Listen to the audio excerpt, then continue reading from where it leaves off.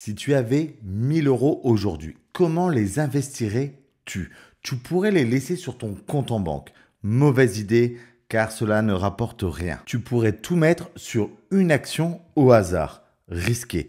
Moi, voici exactement ce que je ferais avec 1 000 € tout en maximisant la performance et en réduisant les risques. On va parler ETF, meilleure enveloppe fiscale et stratégie long terme, mais aussi d'autres investissements alternatifs très simples pour commencer. Et si tu investis déjà, tu vas pouvoir découvrir d'autres investissements alternatifs pour te diversifier. Mais avant d'investir ces 1 000 €, il y a 3 règles essentielles à respecter. Numéro 1, avoir un matelas de sécurité. Donc si tu n'as pas au moins 3 à 6 mois de dépenses de côté et disponibles immédiatement, alors priorité à ton épargne de précaution. Il faut toujours commencer par là. En deuxième, investir l'argent dont tu n'as pas besoin à court terme. Pas question de mettre 1 000 € si tu as des projets spécifiques à 3 mois ou à 2 ans. En général, le court terme, on dit c'est toujours moins de 5 ans. Parce que la bourse, c'est un marathon et pas un sprint.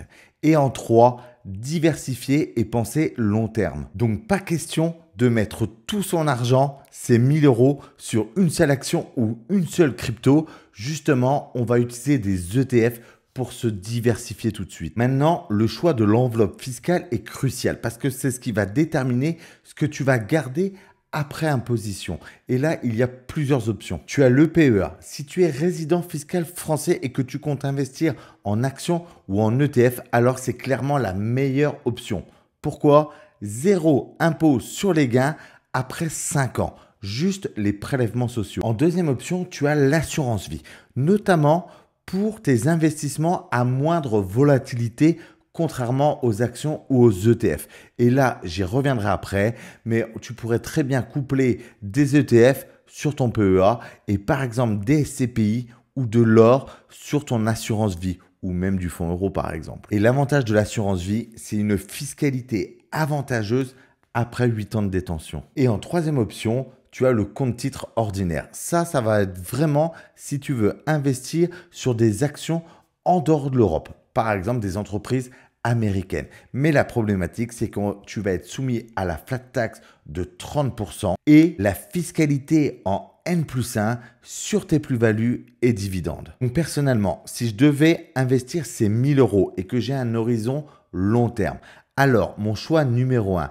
ma priorité, ça serait de commencer à investir sur des ETF, sur un PEA. Et pour cela, il y a des dizaines de portefeuilles disponibles. Mais le plus simple, ce serait d'investir dans un ETF MSCI World, un ETF monde.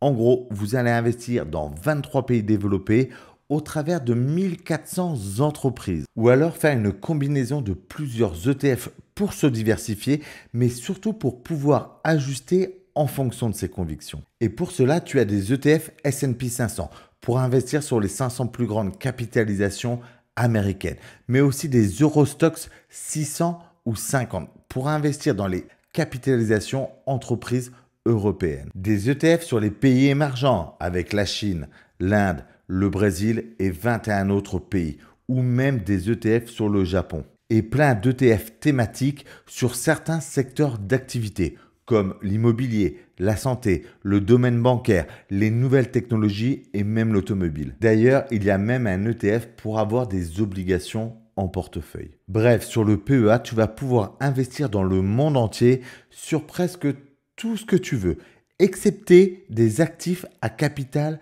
garanti, comme du fonds euro, et aussi tu ne pourras pas suivre le cours de l'or ou le cours des crypto-monnaies. Et justement, avant de te parler de ces autres investissements alternatifs dans lesquels j'investirai, si toi tu n'as pas encore commencé à investir en bourse, alors je viens de faire une formation justement pour commencer de la meilleure des manières. Donc si cela t'intéresse de te construire un patrimoine et que tu veux en savoir plus, alors clique sur mon lien en description. Donc sur 1 000 €, moi je suis plutôt partisan, une fois que tu as ouvert ton PEA et que tu as investi dans un ou plusieurs ETF, de se diversifier dans les semaines à venir sur un ou deux autres actifs qui soient décorrélés pour prendre l'habitude tout de suite de ne pas mettre tous ses œufs dans le même panier. Donc on peut commencer avec 500 € par exemple sur des ETF et le reste sur d'autres actifs comme les CPI, l'or, le crowdfunding immobilier ou les crypto-monnaies. Parce que ce sont tous des investissements passifs où on peut commencer soit à partir de 1 euro ou à partir de 100 euros. Dans cette vidéo, je ne vais pas te parler d'investissements comme les montres, les bijoux ou les tableaux parce que le ticket d'entrée est beaucoup plus élevé quand on parle d'investissement. Alors, la première option, ça peut être le crowdfunding immobilier. Tu prêtes de l'argent au travers d'une plateforme qui va mettre en relation des professionnels, des marchands de biens ou des promoteurs immobiliers avec des investisseurs particuliers comme toi et moi. Et ces professionnels pour réaliser leurs projets. Alors qu'est-ce que c'est? C'est construction de maisons ou d'immeubles, rénovation, agrandissement ou découpage par exemple en lots. Eh bien, ils vont bien souvent demander des financements à des institutions bancaires classiques, mais aussi à des investisseurs particuliers pour additionner plusieurs financements et ne pas piocher dans leur cash, dans leurs fonds propres. Et l'avantage pour les investisseurs, c'est le rendement, entre 11 et 12% brut par an. Fiscalité aussi sur le crowdfunding immobilier, c'est la flat tax de 30%. Donc on peut s'attendre, si tout se passe bien, entre 8 et 9% net par an. Donc c'est quand même déjà pas mal comme rendement. Et ça va vraiment être en fonction des projets. Et aussi un énorme avantage, c'est que c'est totalement passif. On prête de l'argent au démarrage et après on peut suivre les projets en cours, mais il n'y a absolument plus rien à faire. Cependant, une chose à bien avoir en tête, tout n'est pas rose non plus, mais une grosse problématique entre guillemets, c'est que c'est un des seuls investissements où c'est illiquide. Ça veut dire que l'argent il va être bloqué toute la durée du projet. Une fois que vous avez prêté donc à la plateforme et du coup aux marchands de biens ou aux promoteurs immobiliers, vous ne pourrez pas récupérer votre argent avant la fin du projet. Et un projet, ça dure entre 6 mois et 24 mois en général. Et surtout, il faut quand même le rappeler, mais ce n'est pas un investissement garanti en capital. Le promoteur, le marchand de biens peut très bien faire faillite ou avoir du mal à vendre son bien ou le vendre moins cher que ce qu'il avait prévu au démarrage, par exemple parce que le marché il s'est retourné. Mais il y a quand même des garde-fous. Et très souvent, le promoteur, le marchand de biens, va devoir mettre en garantie d'autres biens qu'il possède au cas où s'il ferait faillite. Moi, personnellement, ça fait plusieurs années que j'investis en crowdfunding immobilier. Je n'ai connu aucun défaut total sur plus de 40-45 projets. Je ne me rappelle plus à force, mais dans ces eaux-là, à peu près. J'en ai pas connu. Par contre, j'ai déjà quand même, et je le dis toujours, connu des retards. Là, par exemple, en ce moment, j'en ai 4 sur 36 projets à peu près. J'en ai 4 en retard. Moi, ça ne me dérange pas. Et l'avantage aussi qu'il peut y avoir, c'est que les rendements, une fois que si le projet il passe en mode retard, il peut y avoir des rendements supplémentaires, des boosts de rendement, par exemple 1% de plus pour chaque mois de retard écoulé. Donc moi personnellement, ça ne me dérange pas parce que je n'ai pas besoin de cet argent sur le court terme. Et quand il y a un projet de 24 mois par exemple, je me dis ok, eh bien, il pourrait très bien avoir 6 mois de retard par exemple. Donc, c'est de l'argent que je n'ai pas besoin 24 mois plus 6 mois, peut-être pendant 30 mois. Et ça, j'en ai conscience vraiment au démarrage. Et ça, je pense que c'est très important de bien l'avoir en tête. Ce que j'aime bien aussi dans cet investissement, c'est qu'il est totalement décorrélé du marché boursier. C'est ce que je t'expliquais au début de la vidéo. Parce qu'il va plutôt suivre l'indice du marché de l'immobilier ou des crédits par exemple. En revanche, investissez toujours sur plusieurs projets pour vous diversifier même en crowdfunding immobilier. Moi, ce que je vous conseille, si par exemple vous avez décidé voilà, sur les 1000 euros d'investir 500 euros par exemple dans des ETF et 500 euros en crowdfunding immobilier parce que ça vous intéresse. Eh bien, investissez vos 500 euros peut-être sur 2-3 projets au démarrage, puis par la suite, avec votre épargne mensuelle, eh bien, peut-être un projet par mois ou 2 projets par mois, ça c'est vraiment à vous de voir, mais constituez-vous aussi un portefeuille de projets. Et pour rester sur le sujet de l'immobilier, il y a aussi les SCPI. Et contrairement à ce qu'on pourrait croire, on n'est pas obligé d'investir 100 000 euros en SCPI pour commencer.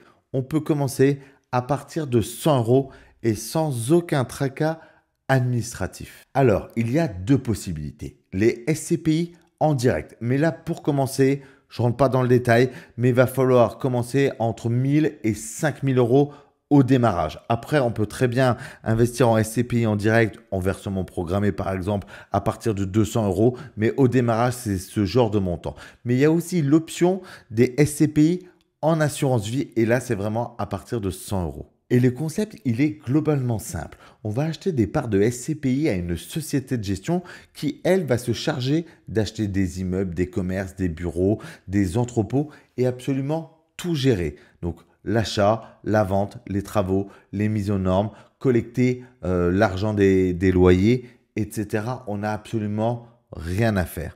Et en échange, elle, de notre investissement, elle va nous reverser donc des loyers, ce qu'on appelle aussi des dividendes.